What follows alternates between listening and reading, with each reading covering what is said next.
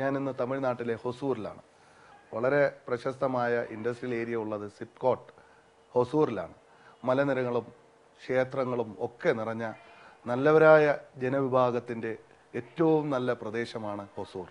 കർണാടകയിലെ ബാംഗ്ലൂരുമായിട്ട് ഏകദേശം 40 കിലോമീറ്റർ ദൂരമുള്ളൂ ഈ ഹൊസൂറിന്. ഇന്ന് ഞാൻ ഇവിടെ ഹൊസൂറിലെ ഒരു മലയാളിയെയാണ് ഞാൻ പരിചയപ്പെടുത്തുവാൻ പോകുന്നത്.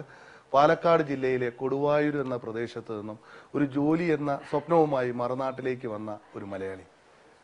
അദ്ദേഹത്തിന്റെ കഠിനാധ്വാനവും സത്യസന്ധതയും ആത്മാർത്ഥതയും കൊണ്ട് പ്രതിസന്ധികളും പ്രശ്നങ്ങളും മനുഷ്യന് വരുമ്പോൾ അത് തളരാതെ നിൽക്കാനുള്ള ഒരു മനസ്സ്, അതാണ് മനുഷ്യനെ വിജയത്തിലേക്ക് എത്തിക്കുന്നത്.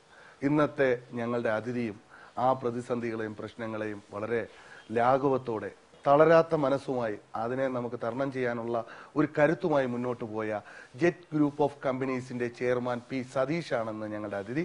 അദ്ദേഹത്തെ ഈ പ്രോഗ്രാമിലേക്ക് ഞാൻ ഹാർദവമായി സ്വാഗതം ചെയ്യുന്നു. നമസ്കാരം സർ. പാലക്കാട് കൊടുവായൂര്, വളരെ പ്രശസ്തമായ പാലക്കാട് ജനനം. അച്ഛൻ എന്ത് ജോലിയായിരുന്നു? അച്ഛൻ ഒരു ഗവൺമെന്റ് എംപ്ലോയി ആയിരുന്നു. Food corporation of India central ഗവൺമെന്റിലെ പാലക്കാട് ഡിവിഷനിൽ തന്നെ ആയിരുന്നു. പുള്ളി ഒരു A ക്ലാസ് ഓഫീസറായിട്ടാണ് റിട്ടയർ ആയത്. അച്ഛന്റെ വളരെ ചെറുപ്പനാൾ മുതൽ അച്ഛനൊരു ഉദ്യോഗസ്ഥനായിട്ടാണ് നമ്മൾ. അതെ, അച്ഛന്റെ പൊതുവെ കേരളത്തിലെല്ലാവരും ഉദ്യോഗമായിട്ടാണല്ലോ പോകുന്നത്. സോ അച്ഛൻ്റെ അമ്മാവൻ മുഖാന്തരമാണ് അച്ഛൻ ആ ജോലി കിട്ടുന്നതും ഗവൺമെന്റിൽ ചേരുന്നതും. റിട്ടയർ വരയ്ക്കും ഒരു സാധാരണ എന്താ പറയുക എംപ്ലോയി ആയിട്ട് തന്നെ റിട്ടയർ ചെയ്തു. എത്ര മക്കളായിരുന്നു? ഞങ്ങൾ 5 പേരാണ്.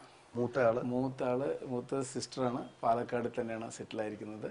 അവരുടെ ഭർത്താവ് മർച്ചന്റ് നേവിയിലാണ്. രണ്ടാമത്തെ ചേട്ടനാണ്, പുള്ളിയും പഠിച്ചത് പാലക്കാട് തന്നെയാണ്. അത് കഴിഞ്ഞ് ചെന്നൈയിൽ പോയി അവിടുന്ന് അങ്ങനെ മറൈൻ എഞ്ചിനീയറിംഗ് കഴിഞ്ഞ് ചെന്നൈയില്ല ഈ മർച്ചന്റ് നേവിയിലാണ് വർക്ക് ചെയ്യുന്നത്. പുള്ളി എപ്പോഴും വയൽ ചുറ്റിലായിരിക്കും. 6 മാസം കൂടുമ്പോൾ വരും, 3 മാസം പിന്നെ അങ്ങനെയാണ്. മൂന്നാമത്തെ സിസ്റ്റർ ചെന്നൈ തന്നെയാണ് സെറ്റിൽ. അവർ ഹസ്ബൻഡ് ദുബായിലായിരുന്നു, ഇപ്പോൾ റിട്ടയർ ആയിട്ട് അവിടെ ചെന്നൈയിൽ സെറ്റിലായിരുന്നു. 4മത്തതാണ് ഞാൻ. 5മത്തത് സിസ്റ്ററാണ്, പുള്ളിക്കാരി ബോംബെയിലായിരുന്നു, ഇപ്പൊ റീസെന്റ് ആയിട്ട് ചെന്നൈക്ക് ഷിഫ്റ്റ്. മോസ്റ്റ്ലി എല്ലാ മെമ്പേഴ്സും ചെന്നൈയിലാണ്. ചെന്നൈയാണ് ഞങ്ങളുടെ നാട്ടിനെക്കാട്ടും കൂടുതൽ ചെന്നൈക്ക്. ഈ 5 അന്നത്തെ ഒരു കാലഘട്ടത്തിൽ എന്ന് പറഞ്ഞാൽ 5 പേര്, 5 മക്കളും വലിയൊരു കുടുംബമാണ്. ആ കുടുംബത്തെ നല്ല വിദ്യാഭ്യാസം കൊടുക്കുക, അവരെ നല്ല രീതിയിൽ വളർത്തുക, ശരിക്കും സ്ട്രഗിൾ ചെയ്തിട്ടുണ്ടാവും അച്ഛൻ. അതെ, അച്ഛൻ എന്താ പറയുക, അച്ഛൻ ഒരാൾ തന്നെയാണ് സമ്പാദിക്കാൻ, വേറെ വരുമാനമൊന്നുമില്ല, വേറെ ആരും വീട്ടിൽ ജോലി എടുക്കുന്നവരായിരുന്നല്ലോ. അതുമാത്രമല്ല, ഞങ്ങൾ 5 പേര് പ്ലസ് അച്ഛൻ്റെ അമ്മ, എൻ്റെ അമ്മയുടെ അമ്മ, അങ്ങനെ ഞങ്ങൾ 7 പേരും ആണ് ടോട്ടൽ ഉണ്ടായിരുന്നു. കൂട്ടുകുടുംബം എന്ന് പറയാൻ പറ്റില്ല, പക്ഷെ അച്ഛൻ്റെ അമ്മയും അമ്മയുടെ അമ്മയും കൂടെ ഉണ്ടായിരുന്നു. വളരെ കഷ്ടപ്പെട്ടാണ് പഠിച്ചത്. കാരണം 5 പേരുടെ പഠിപ്പ്, 5 പേരുടെ തുണിമണികൾ, ഇതൊക്കെ എന്ന് പറഞ്ഞാൽ അച്ഛനൊരു നോർമൽ വിധത്തിൽ പഠിക്കാനുള്ള സൗകര്യം സാധാരണ ഉദ്യോഗസ്ഥന് കിട്ടുന്ന ശമ്പളത്തിൽ ഒരിക്കലും അത് തികയുമായിരുന്നില്ല. കറക്റ്റ്. പുള്ളിക്കാരനും ഭയങ്കര ആഗ്രഹങ്ങളൊക്കെ ഉണ്ടായിരുന്നു, കാറ് വേണം, ഇത് വേണം എന്നൊക്കെ. പക്ഷെ അന്നത്തെ സിറ്റുവേഷനിൽ അത് വളരെ എന്താ പറയുക ഇമ്പോസിബിൾ ആയിരുന്നു. ഞങ്ങൾക്ക് തന്ന ഏറ്റവും വലിയ സമ്പാദ്യം എന്ന് പറയുന്നത് ഒരു എഡ്യൂക്കേഷൻ ആയിരുന്നു. എല്ലാവർക്കും ഒരുവിധം എല്ലാവരെയും പഠിപ്പിച്ചു. അന്നത്തെ SLC +2 ഡിഗ്രി എന്ന് പറഞ്ഞ് പഠിപ്പിച്ചിട്ട് ഓരോരുത്തരും. പിന്നെ മൂത്ത സിസ്റ്റർ പെട്ടെന്ന് തന്നെ കല്യാണം കഴിച്ചായിരുന്നു. ഞാനൊരു 6th സ്റ്റാൻഡേർഡിലിരിക്കുമ്പോഴേ മൂത്ത സിസ്റ്റർ കല്യാണം കഴിഞ്ഞു. പിന്നെ എന്താ പറയുക, എൻ്റെ അനിയത്തിയെ കല്യാണം കഴിക്കുമ്പോൾ പുള്ളിക്കാരൻ അച്ഛൻ മരിച്ചിരുന്നു. അത് ചെയ്യുമ്പോഴേക്കും ഞങ്ങൾ വളരെ എന്താ പറയുക എങ്ങനെയെങ്കിലും ഒരു ജോലി കിട്ടിപ്പെട്ടി നാട് വിട്ടാൽ മതി എന്നുള്ളതായിരുന്നു. അതിൻ്റെ ഇൻസ്പിറേഷനും എൻ്റെ അമ്മയുടെ അമ്മൂമ്മയായിരുന്നു. എപ്പോഴും പറയും 18 വയസ്സായി പഠിച്ചു കഴിഞ്ഞാൽ ഞാൻ ഒരു 200 രൂപ കൈത്തരും, അതും കൊണ്ട് നാട് വിട്ടോളണം, എവിടെയെങ്കിലും പോയി സമ്പാദിച്ച് എങ്ങനെയെങ്കിലും വീട്ടിലുള്ളവരെ കരകയറ്റാൻ നോക്കണം എന്നുള്ളതാണ്. ബാല്യകാലം എന്ന് പറയുന്നത് ഏതൊരു മനുഷ്യന്റെ ജീവിതത്തിൽ വളരെയധികം വേദനകൾ നിറഞ്ഞതാണ്. എങ്ങനെയായിരുന്നു ആ കൊടുവായൂരിലെ ബാല്യകാലം?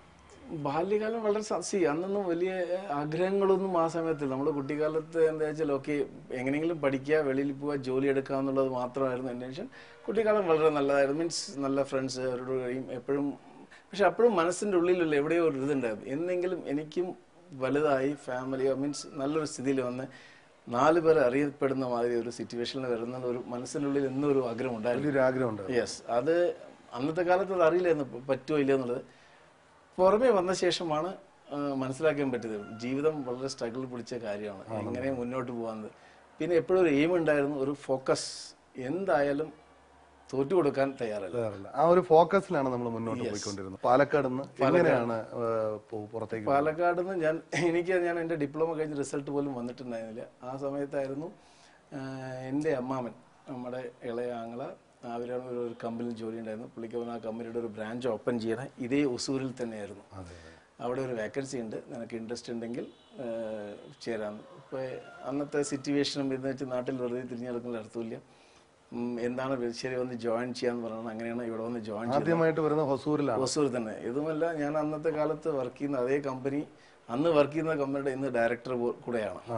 സോ ആ ലെവലിൽ എത്തിച്ചത് എൻ്റെ എന്താ പറയുക അന്നത്തെ തീരുമാനമായിരുന്നു. യെസ്, ഇവിടെ നാട്ടിൽ പല ചാൻസുകളും കിട്ടുമായിരുന്നു, ചെറിയ ചെറിയ ജോലികൾ. പക്ഷെ അന്നൊരു തോന്നലുണ്ടായിരുന്നു, ഇവിടെ ഇരുന്നു കൊണ്ട് ഞാൻ നാട്ടിലത്തെ സിറ്റുവേഷൻ എന്ന് വെച്ചാൽ ശരിയാവുമെന്നും അറിയില്ലായിരുന്നു.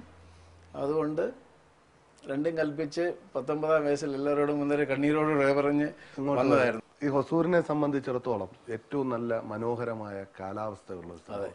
ആദ്യമായി ഹൊസൂരിലേക്ക് വന്ന് ഇറങ്ങുന്നു. ഏത് കമ്പനിയിലായിരുന്നു? അതെ, ഇതേ ഞാൻ ജോഹൽ കാരിയേഴ്സ് പ്രൈവറ്റ് ലിമിറ്റഡ് എന്നൊരു കമ്പനിയിലാണ് ജോയിൻ ചെയ്തത്.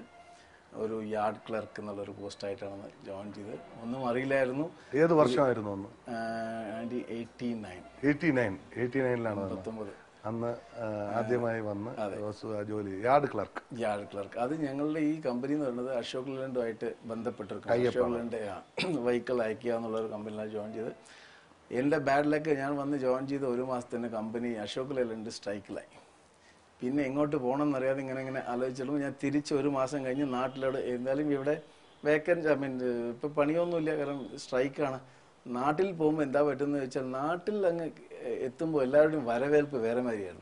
ഞാൻ ഉദ്ദേശിച്ച് പോയത് ഇനിയിപ്പോൾ എന്തായാലും ഇവിടെ ജോലിയൊന്നുമില്ല, നാട്ടിൽ പോയി വേറെ എന്തെങ്കിലും ട്രൈ ചെയ്യാൻ പറഞ്ഞിട്ടാണ് പോകുന്നത്. എന്നെ സ്വീകരിച്ചത് ഇങ്ങനെയാണ്. കണ്ടു, അവൻ 18-19 വയസ്സിലെ ജോലി കിട്ടി, ഇന്ന സ്ഥലത്ത് അവിടെ സെറ്റിലായി, നിങ്ങളൊക്കെ ഇവിടെ നിന്ന് പറഞ്ഞാൽ എൻ്റെ ഫ്രണ്ട്സിനോടൊക്കെ അവർ അമ്മമാർ ചീത്തറാണ്. അപ്പോൾ ഇനി ഇവിടെ നിന്നാൽ ശരിയാകത്തില്ല, തിരിച്ചു പോകുന്നതിന് ബെസ്റ്റ് വന്ന് എഗെയിൻ ഒരു 10 ദിവസം ലീവ് കഴിഞ്ഞ് തിരിച്ചു വന്ന് പിന്നെയാണ് ഞാൻ എടുക്കുന്ന ഒരു ശബ്ദം മാറി. ഇനി ജീവിതത്തിൽ എനിക്ക് മുന്നേറണം, എവിടെയെങ്കിലും നല്ല ഇവിടെയാണെങ്കിലും ശരി.